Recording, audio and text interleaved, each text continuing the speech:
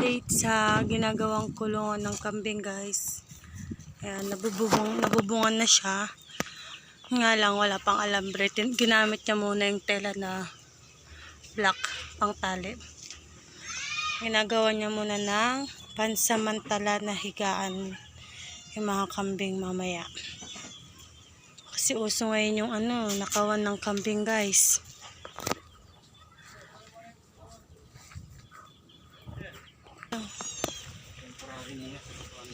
Temporary muna daw, guys.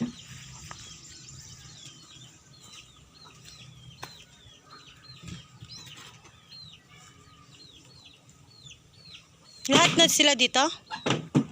Lahat na? Ito, guys, yung temporary niyang bubong.